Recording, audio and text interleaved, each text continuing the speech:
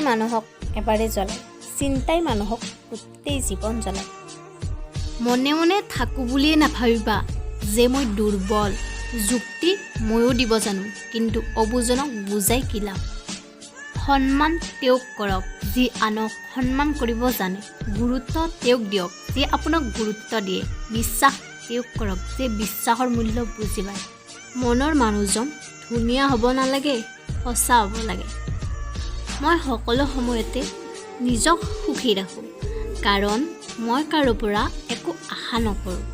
কাৰণ কাৰোবাৰ পৰা কিবা আশা কৰাটো মোৰ বাবে দুখৰ কাৰণ হৈ উঠিছে।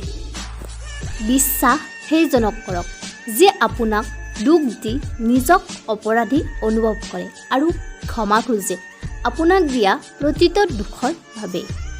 কেতিয়াও ধুনীয়া চেহেৰাৰ মানুহ বিচাৰিব নালাগে, ই এদিন বুঢ়া হ'ব।